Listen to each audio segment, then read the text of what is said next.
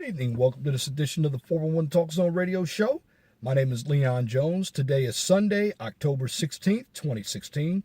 Tune in to the 411 Talk Zone Radio Show every Saturday from 12 noon to 2 p.m. That's on Blog Talk Radio. We had a good show yesterday. We talked about entrepreneurship and how important it is to the free market or capitalist system that America has embraced for the past 100 years. Now, if you missed that show, you can go back and hear all of my shows, including that show, in the archives. I've pasted it on my Facebook page and Twitter page. Under every video that I post, you can click on the links. You'll find not only my YouTube channel, but my Blog Talk Radio channel. So I've made it very easy for everybody in my audience to view and subscribe to my videos. Also, we're going to be doing next week's show on networking. You don't want to miss that show. So the guest call-in number is 215-383-5785. If you like my videos, please share and subscribe to the 411 Talk Zone Radio Show right here on YouTube, so I can continue to give you quality information for educational purposes from a professional and mature perspective. Also, here's my disclaimer on this channel. We do not engage in emotional or controversial topics or debate, nor do we participate in any drama or unnecessary bickering. My channel is to educate people. That's what we do. And I provide the information so you can disseminate what is important, leave what is not important. But at the end of the day, I want to make sure you learn something. And I want to make sure that you as my audience, whatever I miss, that you can give me some insight on what you've observed about the topic that I'm presenting to you as well. Learning is universal, and it's a two-way street. So I want to keep everything positive here and respectful. If you have a business or a topic that you would like for me to discuss on Blog Talk Radio and YouTube, please email me at lej6521@gmail.com. Please feel free to comment. Make sure your comments are pithy. No bloviating, if you wish to opine. Now, on to this evening's topic. We're going to talk about the 3 levels of management in a corporation. Now, businesses have different structures. Of course, there's the sole proprietor, there's the general partnership, the limited partnership, the LLC, and the corporation. And the corporation is either an S corporation or a C corporation, which when you have an S corporation or C corporation, you tend to deal with stockholders. So what is important? Well, when you have stockholders, you have to make sure that the board of directors that you put in place selects the management to run your company. So in the pyramid, there are basically 3 levels of hierarchy and management. And what I'm going to do is give you an overview of the 3 levels. So starting with the first one, you have your frontline or your low-level managers, your middle managers, and your top-level managers. Now, these managers are classified in a hierarchy and they perform different tasks. Now, in many organizations, the number of managers in every level resembles a pyramid. You will find the specifications of each manager regarding the organizational structure. Now, let's start off by giving you a synopsis of the top-level managers. Well, what's involved or who's involved and included in the top-level managers? Well, first you have the board of directors, president, vice president, CEO. They're examples of top-level managers. Now, These managers are responsible for controlling and overseeing the entire organization. They develop goals, strategic plans, company policies. They make decisions on the board of the directors, or we're going to say the direction of the business. You do have the board of directors because these managers do sit on the board of directors. And that also depends on your organization. President and CEO, some companies don't have to have a board of directors. Just depends on how big or how small your company is. But basically, these managers oversee the entire operation. They make sure that they structure the goals for the needs of the organization. Again, they oversee the entire organization by developing goals, strategic plans, company policies, and they're making decisions on the direction of the business. In addition, top-level managers play a significant role in the mobilization of outside sources.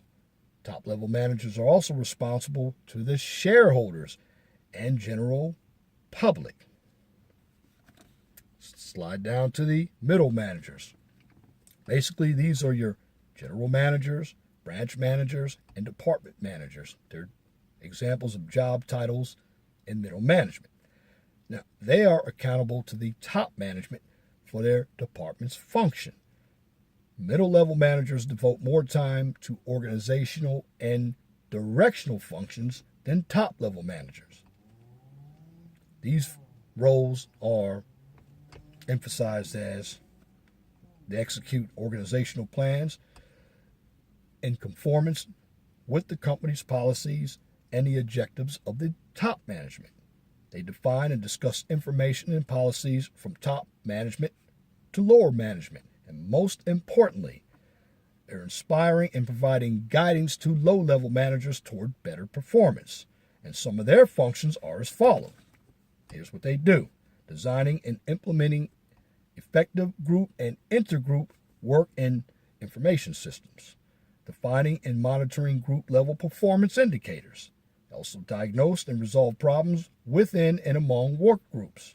They also design and implement reward systems supporting cooperative behavior. Now, for the low-level managers, now they're basically the ones who are given the direction from the middle management on how to operate the day-to-day operations within an organization. They're your supervisors, your section heads, your foremen.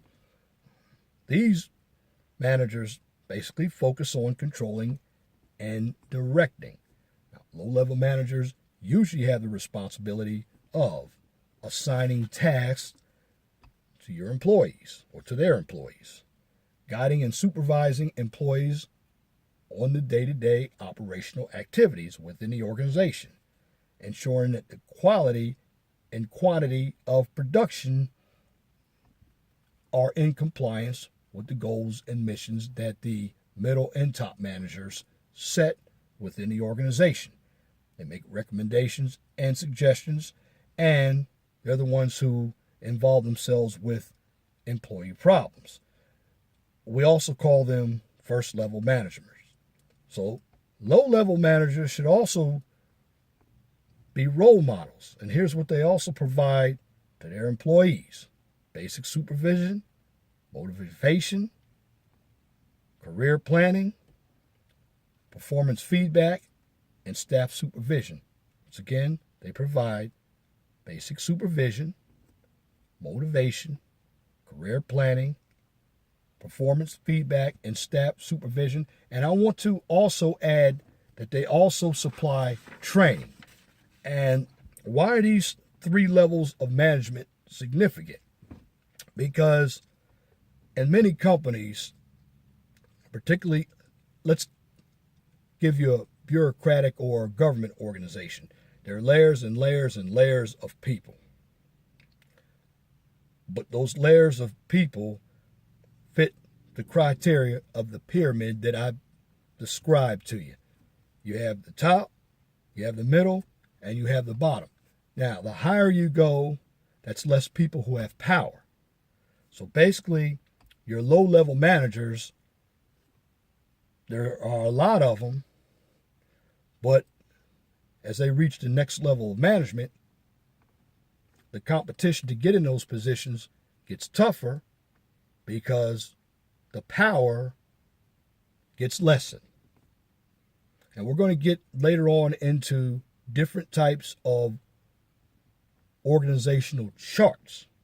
But this one is known as a vertical organization chart, where it shows you the top and the bottom. Now, there are also inverted organizational charts where you have all the employees at the bottom to the top. Now, let me give you another item that you should be looking for. In a company, particularly if they're shareholders, you have stockholders. Once the stockholders appoint their board of directors, the board of directors now hires the management staff. The management staff, down to the employees, that's referred to, or they're referred to as stakeholders. Not stockholders, stakeholders, because they're the ones, particularly your employees, are involved in the day-to-day operations of the company. Whereas your management, your top-level management, is responsible for the whole company's missions and objectives, and they're responsible to their shareholders and general public. Whereas, again, we call your middle management, to sum it up, they're about the technical part, the tacticians. That's what they do. They are the tactical or the strategic individuals that really take what the top level management gives them and they pass it down to the lower level management so they can perform their tasks. So they're what we call our strategists, tacticians, and then at the bottom of the pyramid again, your lower level supervisors, they're your directing and controlling, or I'm going to say they're controlling and coordinating the tasks that have been given to them from the middle management so they can perform the day-to-day operations. So I just wanted to give you an overview on how companies structure their management staff. If you like the video, please give me a thumbs up. If you don't like the video, please give me a thumbs down. Again, I just wanted to give you an overview of the functions of management, because if you want to start a company, these are items that you need to know. Because some companies start off with one person known as a sole proprietorship, and then they add staff later on, and then they may grow into something a little bigger. So understanding the pyramid of management will give you a better idea on how you want to structure your company. And that is my commentary for this edition of the 401 Talk Zone Radio Show. Till next time, my name is Leon Jones. Remember, be gentle and respectful to each other, and have a wonderful and blessed evening.